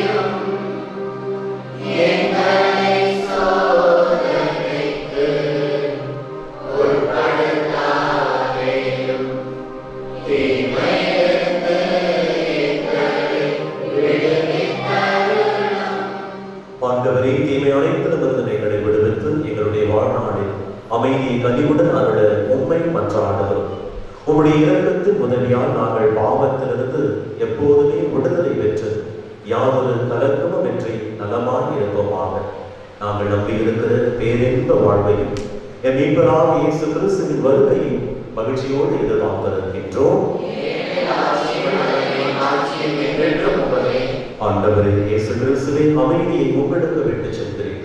இந்த உலகம் உங்களுக்கு தர முடியாத அமைதியை, சமாதானத்தை நான் உங்களுக்கு தருகிறேன் என்று உங்களுடைய திருத்தூதர்களுக்கு மொழிந்தேன். எங்கள் பாவங்களை மாறாமல் உமது திருநாளையின் நம்பிக்கையை கண்ணோக்கி எங்களுக்கு அமைதியையும் ஒற்றுமையும் சமாதானத்தையும் மகிழ்ச்சியையும் அளித்தருள்வீராக. என்றென்றும் வாழ்ந்து ஆட்சி செய்கின்றவர் நீரே. ஆண்டவருடைய ஆணை எந்நாளும் உங்கள் அனைவரோடும் இருப்பதாக.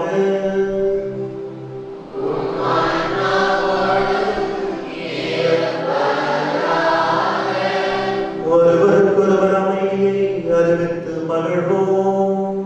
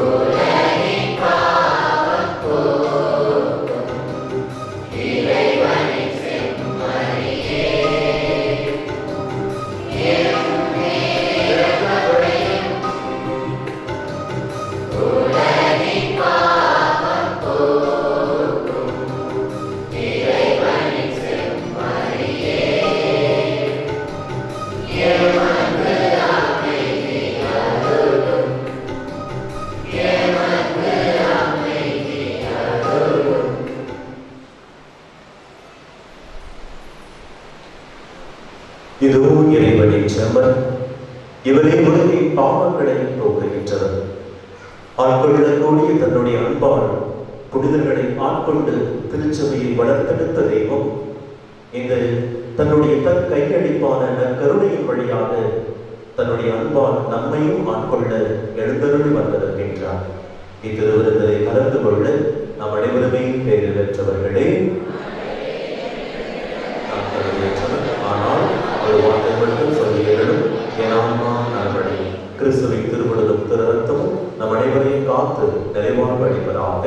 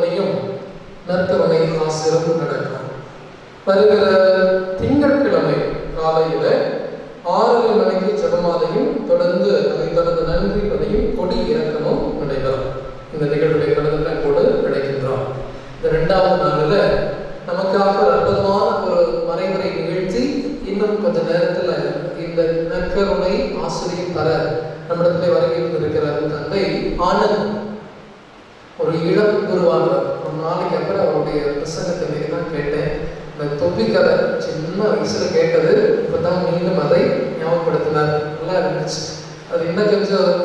சேர்த்துருக்குறாங்க காலத்துக்கு தகுந்த மாதிரி. அதை நம்மளை வேணுங்கிறப்ப அதை சேர்த்து வேற ஏதாவது ஒரு கதையை சொல்லலாம். ஆழமான ஒரு மறைவுரை நகைச்சுவையில் ஆரம்பித்து நம்ம எல்லாம் சிந்தைக்கு தூண்டி இந்த பௌரணிகளால் பேதுருவும் இறைவனுடைய அன்பிலே எப்படி ஆட்கொள்ளப்பட்டார்கள் அப்படிங்கிறத தான் மிக ஆணித்தரமாக அழகாக எடுத்து சொன்னார். அருமையான ஒரு மறைவுரை. தற்பொழுது அவர் ராமநாதபுரத்தில் உயிர்த்த இயேசு ஆண்டவருடைய ஆலயத்தினுடைய பங்கு தந்தையாக செயலாற்றி கொண்டிருக்கிறார். நல்ல ஒரு இடம் துடிப்புள்ள உருவானது. இந்த நாளிலே தந்தை அவர்கள் பெற்றதற்காக இறைவனை போற்றுவோம், வாழ்த்துவோம். அவருக்கு ஒரு நம்முடைய பங்கின் சார்பாக ஒரு கொண்டாடி முகத்தை மையப்படுத்தலாம். அன்பு சகோதரர் நமக்கு பங்கில் வந்து புதுசாக போன வருஷம் சேர்ந்திருக்கிற பாதத்தையும் நினைக்கிறேன் தெரியுதா, ஆண்டனி ராஜ் அவருக்கு கொண்டாடி கொடுத்துவார். நல்ல ஒரு கரவலை கொடுத்து வாழ்க்கை சொல்லுவார்.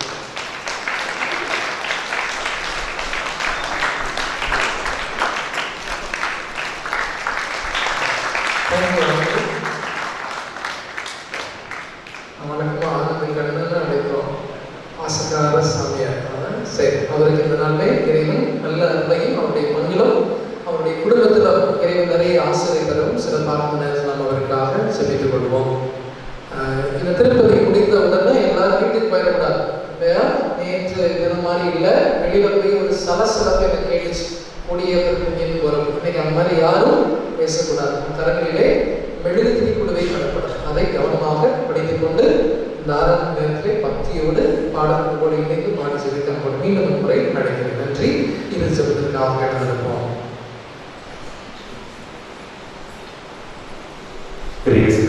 பிரியமானவர்களே, இந்த நாளில் மீண்டுமாக பங்கு தந்தைக்கும் உங்கள் அனைவருக்கும் திருவிழா நல்வாழ்த்துக்களை குறித்தாக்கிக் கொள்கிற சமயத்தில் என்னுடைய மனமார்ந்த நன்றியை தந்தை அவர்களுக்கு நான் தெரிவித்துக் கொள்கிறேன். இந்த பங்குல திருப்பணி நிறைவேற்றுவது எனக்கு இதுதான் முதல் முறை. ஆகவே இப்படிப்பட்ட ஒரு அனுபவத்தை தந்தை அவர்கள் எனக்கு கொடுத்து உங்களுக்காக செல்கின்ற ஒரு வாய்ப்பை அவர் ஏற்படுத்தி கொடுத்தார். ஆகவே இறைவனுக்கும் அந்த வாய்ப்பை ஏற்படுத்தி கொடுத்த பங்கு தந்தை அவர்களுக்கும் என்னுடைய மனமார்ந்த நன்றிகளை தெரிவித்துக் நன்றி மன்றாடுவோமா. ஆண்டவரே, திருக்குடமாக நாங்கள் ஊட்டம் பெற்றுள்ளோம். இதனால் அப்பம் விடுவதிலும் திருத்துவதற்கு கற்பித்தவற்றிலும் நிலைத்து நின்று உமது அன்பால் உறுதி பெற்று ஒரே இதயமும் ஒரே ஆன்மாவும் கொண்டவர்களால் வாழ அருள் புரியும். எங்கள் ஆண்டவர் கிறிஸ்து வழியாக உம்மை மன்றாடுகின்றோம்.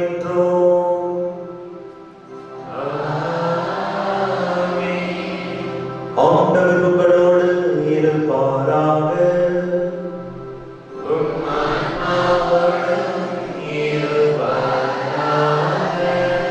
எல்லாம் வல்ல இறைவன் தந்தை மகன் தூய ஆவியானவர் உங்கள் அனைவரை நிறைவாய் ஆசீர்வதிப்பாராக.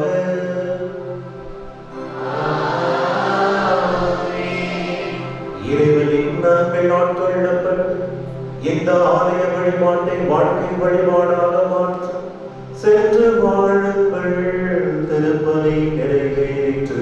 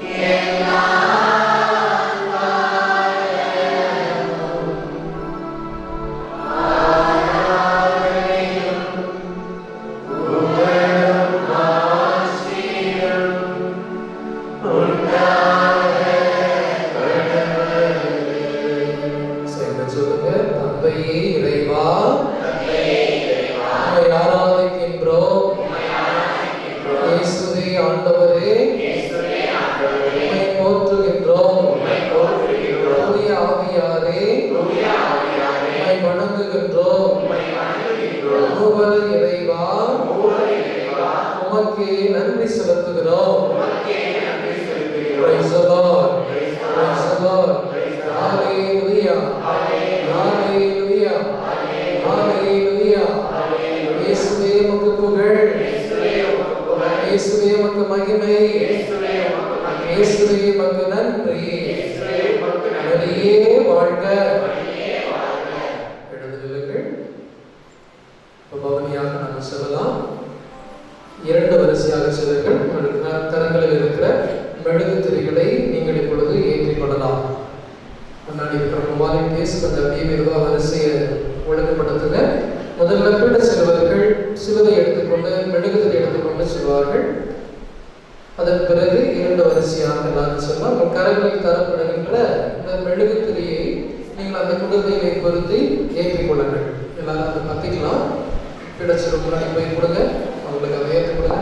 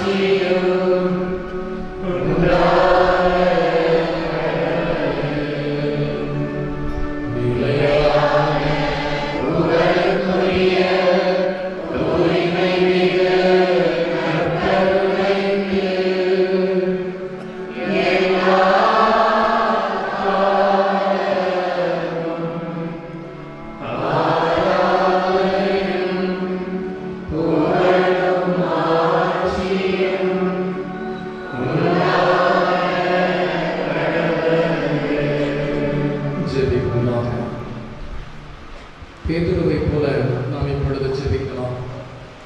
பேதுரு ஆண்டவரை பார்த்து, என் கடவுளை ஆண்டவரை நான் முதல் அறிக்கை செய்தார். உனக்கு எதிராக நான் குற்றம் செய்தவனை ஏற்றுக்கொண்ட 3 முறை நான் உன்னை அன்பு செய்கிறேன் என்று தன் வாழ்வை முழுமையாக ஒப்புக் கொடுத்தார். அந்த பேதுருதான் திருச்சபைக்கு தலைவராக இயேசுவால் நியமனம் செய்யப்பட்டவர். திரு அவையுடைய சாவியை கையில் வைத்திருந்து மோட்சத்தை நமக்கு திறந்து கொடுக்கிறார். அதுவே போல நானும் நீங்களும் பேதுருவை போல ஜெபிப்போம். ஆண்டவரே, நாங்களும் பல சமயத்தில் உண்மை பெற்று விலகி சென்றிருக்கிறோம். நீர் யார் என தெரியாது, அவரை நான் அறியேன் என்று ஆண்டவரை மறுதளித்திருக்கிறோம். இறைவா, இந்த பாடுகள் வேண்டாம், சிலுவை வேண்டாம், கிறிஸ்துவ வாழ்வு வேண்டாம் என்று சொல்லி ஒதுங்கி சென்றிருக்கிறோம். எங்களை மன்னித்து ஏற்றுக்கணும். அதே பேதுருவை போல நாங்களும் மனம் மாறி மனம் தெரிந்து மீண்டும் பாதத்தில் வந்து விழுந்தாட்டு இருக்கிறோம். இறைவா, அந்த நேரத்தில் எங்கள் அத்தனை பேரையும் ஆசீர்வதி. எங்கள் பலவீனத்தை அல்ல, எங்கள் பாவத்தை அல்ல, எங்களுடைய குற்றங்களின் பொருட்டு அல்ல, எங்களுடைய இரக்கத்தின் பொருட்டே எங்களை தொடர்ந்து நடத்துகிறார். இந்த பேதுருக்கு நீர் கொடுத்த அந்த உற்சாகம், அவர் கொடுத்த அந்த பேரருள், திருச்சபையை அவர் வழிநடத்திய பங்கு அதே போல ஒவ்வொரு குடும்பத்தில் இருக்கிற தலைவனும் தலைவியும் அந்த குடும்பத்தை நடத்தக்கூடிய திரு அவையுடைய குட்டி பிரதிநிதிகளாக இவர்கள் மாற இந்த பேரவை எங்களுக்காக ஜெபியும். ஆண்டவர் எங்களை ஆசீர்வதியும். நம்ம நாட்டுகளை எங்கள் ஆண்டவராக கிறிஸ்து பிரார்த்திக்கிறோம் எங்கள் தூய தந்தையே. ஆமென்.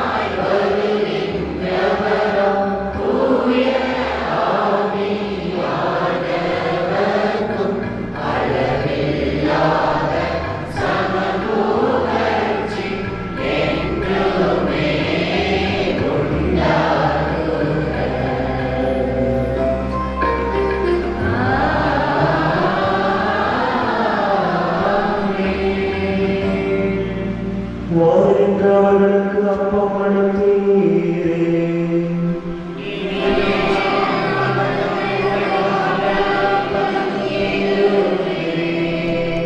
மன்றாடுவோம்.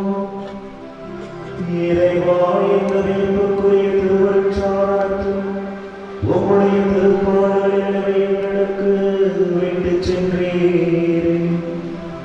உமது திருவடல் திறந்தவற்றின் மரபுகளை வழங்கினார்கள். உமது மீட்பின் பலனை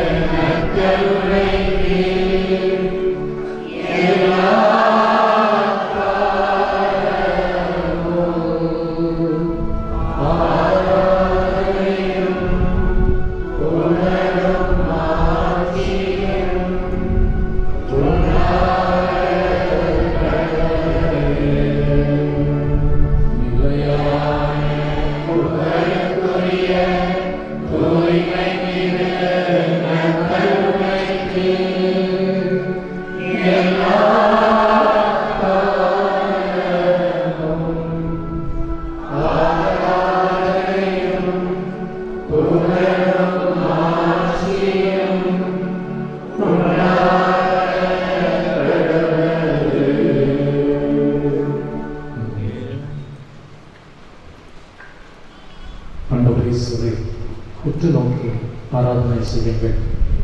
இப்பொழுது பவுலடிகளாரை கூட நாம் ஆராதிப்போம்.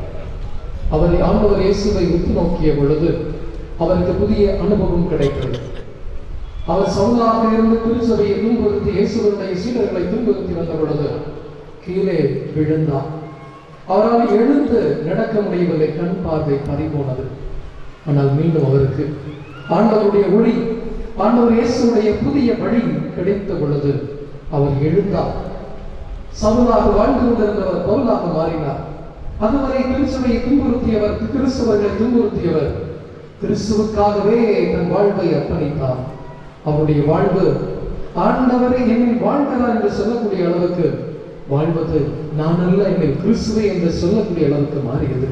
இந்த மாற்றத்துக்கான ஒரே காரணம் இயேசுடைய தடுத்து ஆட்கொள்ளுகின்ற அற்புதமான அற்புத செயல். இப்ப நாம் ஒவ்வொருவரையும் அதுபோல ஆண்டவர் இப்பொழுது ஆட்கொள்ள காத்திருக்கிறார். சவுலாக அல்ல, திருச்சபைக்கு எதிராக, இந்த ஊருக்கு எதிராக, நமக்கே எதிராக பாவத்தினுடைய விளைவால் துணிந்து எத்தனையோ வகையான ஆசிரியை நாம் இழந்து சென்று வகைத்தவரையாளர்களாக அல்ல, மாறாக இயேசுடைய ஒளியை பெற்றுக்கொள்ள, வழியை பெற்றுக்கொள்ள, நற்செய்தியை பெற்றுக்கொள்ள, அவருடைய ஆசிரியை பெற்றுக்கொள்ள பொருளினால் நம்மை தூண்டுகிறார் என்பது அழைக்கிறார். அவரோடு சேர்ந்து நாம் சொல்லியிருக்கோம். அங்கே ஒரு இறைவா சவுலை பவுலாக மாற்றி திருச்சபைக்கு 3 மடங்காக அவரை உழைக்க வைத்து அவர் அறிவித்த நற்செய்தி இந்த உலகம் என்று ஒளி வீசிக் கொண்டிருக்கிறது. அவர் எழுதிய திருமணங்கள் எங்களுக்கெல்லாம் மிக அற்புதமான வழியை, புதிய பாதையை, புதிய வெளிச்சியை தந்து கொண்டே இருக்கிறது. அதே போல ஆண்டவரே, நாங்கள் ஒவ்வொருவருமே இந்த நாளிலே பவுலாக மாற ஆசிக்கிறோம், ஜெபிக்கிறோம். ஆசீர்வதிப்பீராக. எங்கள் வாழ்வு பிறருக்கு ஒளி தருவதாக, ஆண்டவர் இயேசுவின் நற்செய்தியை எடுத்துச் சொல்வதாக அமையட்டும். பவுலை போல எங்களையும் ஆசீர்வதி. எங்கள் ஆண்டவர் கிறிஸ்துவுடைய பிரசன்னத்திலே ஒப்புக்கொடுத்து ஜெபிக்கிறோம். உயிருள்ள தந்தையே, ஆமென்.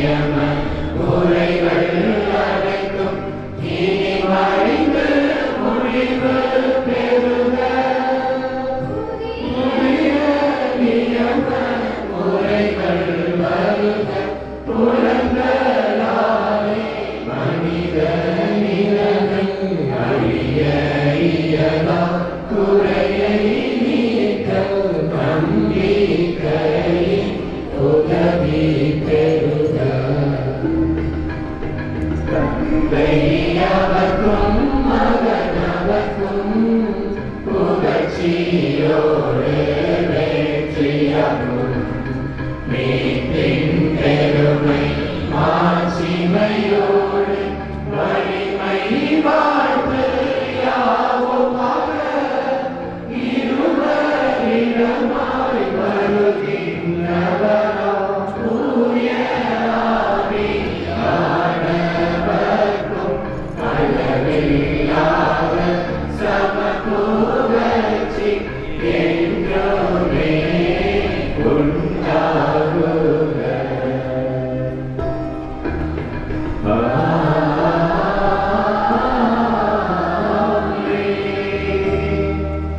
வாழ்ந்தவர்களுக்கு அப்பம் அளித்தீரே.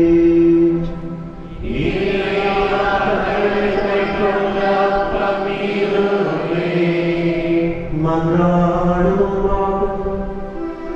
இறைவா, இந்த வியப்புக்குரிய அடையாளத்தில் உம்முடைய மீட்பின் செயலை எங்களுக்கு விட்டுச் சென்றீரே. உமது திருமணத்திருத்தம் ஆகியவற்றின் பயன்களை வழங்கும் நமக்கு உம்முடைய மீட்பின் பலனை இடைவிடாமல் அனுபவிக்க அருள் புரியும்.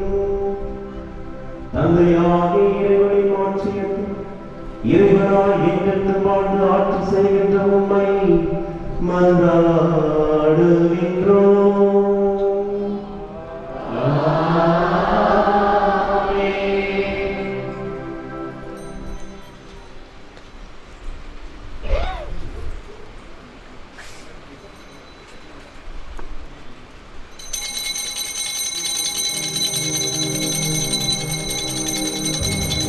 ஆசீர்வதியும் என்னை ஆசீர்வதியும், ஆசீர்வதியும் என்னை ஆசீர்வதியும், ஆசீர்வதியும் என்னை ஆசீர்வதியும், ஆசீர்வதியும் என்னை ஆசீர்வதியும்.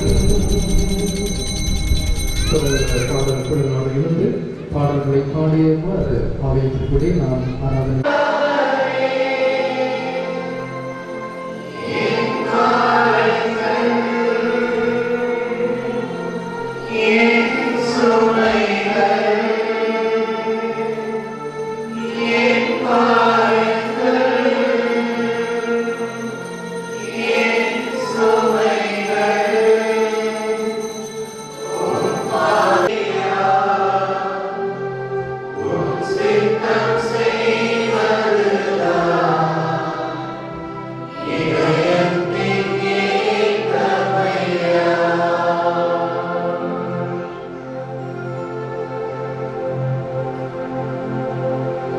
நேற்று நேற்று நேற்று மாறாமல் நம்மை ஆசீர்வதிக்கிற அன்பான தெய்வம் இதோ உலகம் முடியும் வரை என்னாலும் நான் உங்களோடு இருக்கிறேன் என்று சொன்ன வாக்கு மாறாத தெய்வம் இம்மானுவேல் நம்மோடு இருக்கிற கடவுள் இதோ நம் முன்பாக வாழ்வழிக்கக்கூடிய உணவாக நற்கருணை வழியாக எழுந்தருளி வந்திருக்கிறார். இறைவனின் உயிருள்ள இறை பிரசன்னத்தை உணர்வோம். இதோ அவருடைய உயிருள்ள இறை பிரசன்னத்தை பவனியாக நாம் ஆலயத்தை சுற்றி எடுத்து வந்த பொழுது எவ்வாறு தாவீது அந்த உடன்படிக்கை பேழையை கொண்டு நகரை வளம் வந்தார், அதே போல நம்முடைய தெய்வத்தை நாம் உடலிலும் உள்ளத்திலும் ஏந்தி இந்த பவனியின் வழியாக இந்த ஆலயத்தை சுற்றி வந்திருக்கிறோம். இந்த முழுமையான இறை பிரசன்னம் இந்த இடம் முழுவதும் இப்பொழுது நிறைந்திருக்க இந்த ஆலயத்தை சுற்றி இந்த ஆலயத்தோடு இந்த ஆலயத்திலே நின்று கொண்டிருக்கிற நம் ஒவ்வொருவர் மீதும் நற்கருணை ஆண்டவருடைய இறை பிரசன்னம் பரிசுத்த ஆவியினுடைய வல்லமை நிழலாடுவதை நாம் உணர்வோம். இதோ அந்த தெய்வம் நம் ஒவ்வொருவரையும் ஆட்கொண்டு ஆசீர்வதிப்பதை நாம் உணர்வோம். இதோ நம்முடைய கரங்களை, வலது கரங்களை நம்முடைய இதயத்தின் மீது வைத்து நம்முடைய உடலிலும் உள்ளத்திலும் பெற்றுக் கொண்டிருக்கக்கூடிய அந்த ஆண்டவரை நான் தொட்டுக் கொண்டிருக்கிறேன். இதோ அந்த தெய்வம் என்னை தொட்டுக் கொண்டிருக்கிறார். எத்தனையோ பேரை கரம் நீட்டி தொட்டு ஆசீர்வதித்த தெய்வம் இதோ நம்முடைய கரத்தின் வழியாக நம்மை தொடுகிறார். அதை உணர்வோம். உணர்ந்து நாம் செல்கிறோம்.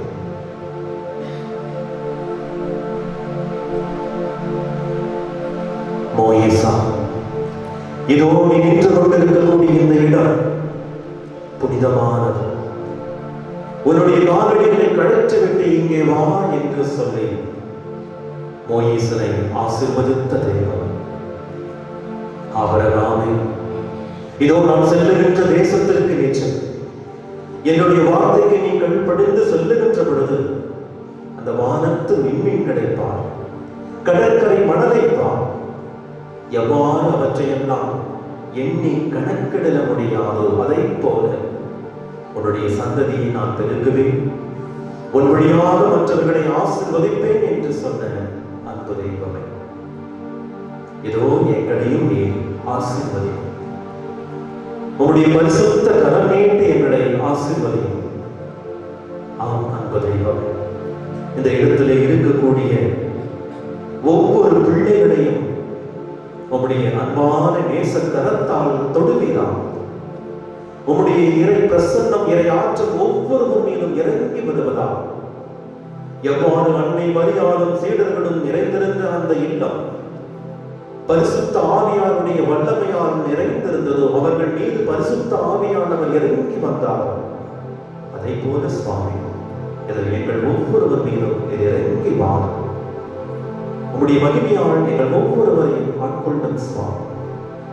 எவ்வாறு புனித பேதுருவையும் பவுலையும் நீர் ஆட்கொண்டு உம்முடைய கருவிகளாக இந்த திருச்சபை வளர்வதற்கு உம்முடைய அன்பானவர்களை ஆட்கொண்டு ஆண்டவரே இந்த திருச்சபையை நீர் வளர்த்து எழுத்தீரும்.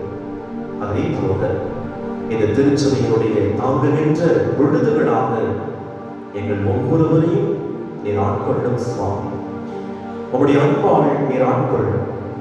எவ்வாறு குலமுதுவர்களை, இறைவாக்கினர்களை, திருச்சீடர்களை நீர் ஆட்கொண்டு அவர்கள் வழியாக அந்த நற்செய்தியை இந்த உலகம் முழுவதும் நீ கொண்டு சென்றீர்கள் சுவாமி. அதே போல எங்கள் ஒவ்வொருவரையும் உங்களுடைய கருவியாக நீ பயன்படுத்தும். இதோ ஒரு குயவன் கையில் களிமண் இருப்பதை போல எங்களையே நாங்கள் ஒப்புக் கொடுக்கிறோம் சுவாமி. எங்களை வளைந்து உங்களுடைய விருப்பத்திற்கு ஏற்ப நீர் எங்களை உருவாக்கும் சுவாமி. ஏனென்றால் உண்மையை நாங்கள் அதீத நம்பிக்கை வைத்திருக்கிறோம். இதோ வாழ்வதற்கும் வார்த்தைகள் உங்களிடம் மட்டுமே உள்ளன என்று சொன்ன பேதுருவை போல ஆண்டவரே, எங்களுடைய வாழ்வினுடைய காரணகர்த்தாவாக நாங்கள் இருப்பதற்கும் இயங்குவதற்கும் வாழ்வதற்கும் நீரே ஆசீர்வாதத்தை கொடுப்பதற்காகவும் எங்களையே முழுவதுமாக உங்களிடத்தை ஒப்புக் கொடுக்கிறோம். ஆசீர்வதி. இங்கே இருக்கக்கூடிய முதியவர்களை ஆசீர்வதி, நோயுற்றவர்களை ஆசீர்வதி, பெற்றோர்களை ஆசீர்வதி, கணவன் மனைவியர் இதோ அவர்கள் செய்து கொண்டிருக்கக்கூடிய அந்த தொழிலையும் பணியையும் நீர் ஆசீர்வதியும் சுவாமி. இங்கே இருக்கக்கூடிய இளம் பெண்களை, படித்துக் கொண்டிருக்கக்கூடிய பிள்ளைகளை நீர் ஆசீர்வதியும் சுவாமி. இதோ எண்ணற்ற தேவைகளோடு உமை ஏக்கத்தோடு பார்க்கின்ற உங்களுடைய பிள்ளைகளை நீர் ஆசீர்வதியும் சுவாமி. ஆம் அன்பு தெய்வமே, உங்களுடைய ஆசீர்வாதம் என்பது வெளிமதிக்க முடியாதது. உங்களுடைய ஆசீர்வாதம் என்பது மிகுந்த மகிழ்ச்சியை கொடுக்கக்கூடிய, இந்த உலகத்திலே விலை கொடுத்து வாங்க முடியாத உங்களுடைய இறை ஆசீர்வாதத்தை எங்களுக்கு நீர் விலையில்லாமல் கொடுக்கிறேன் சுவாமி. அவ்வளவு அன்பு எங்கள் மீது கொண்டிருப்பதற்காகவும் நாங்கள் நன்றி செலுத்துகிறோம். தொடர்ந்து எங்களை ஆசீர்வதி, எங்கள் பங்கை ஆசீர்வதி, எங்கள் பங்கை வழிநடத்தக்கூடிய அருள் தந்தையை நீர் ஆசீர்வதி. இந்த பங்கிலே இருக்கக்கூடிய கண்ணியர்களை ஆசீர்வதி. இந்த பங்கிலே இருக்கக்கூடிய ஒவ்வொருவரையும் நீர் ஆசீர்வதி. எவ்வாறு புனித பவுலின் வழியாக புறவிடத்த மக்களை இது உமக்கு உகந்தவர்களாக நீர் ஆசீர்வதித்தீர் சுவாமி. அதை போல இந்த பங்கின் அருகிலே இருக்கக்கூடிய பிற மத சகோதர சகோதரிகளையும் நீர் ஆசீர்வதி. அவருடைய தேவைகளை நீ நிறைவேற்றும் சுவாமி. இதோ சகோதர சகோதரிகள் என்கிற அந்த உள்ளத்தோடு, பந்தத்தோடு, உறவோடு நாங்கள் அவர்களுக்காக செபிக்கிறோம். அவர்களுடைய எண்ணங்களை, ஏக்கங்களை நீர் ஆசீர்வதித்து வழிநடத்தும். இந்த மன்றாட்டுகளை எல்லாம் என்று வாழ்பவர், எல்லா வல்லவருமாகிய இயேசுவின் இனிய நாமத்தில் செபிக்கிறோம். ஜெபம் கேளும் எங்கள் ஜீவனுள்ள நல்ல தந்தையே. ஆமென்.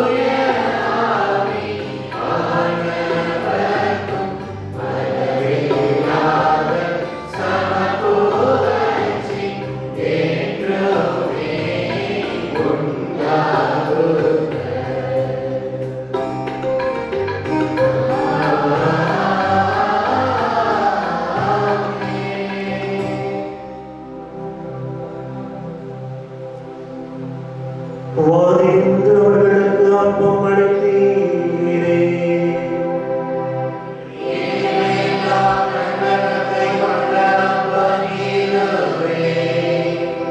மன்றாடுவோமாக. இறைவா, இந்த வியப்புக்குரிய திருவருட்சாதனத்தில் உம்முடைய திருப்பாடுகளின்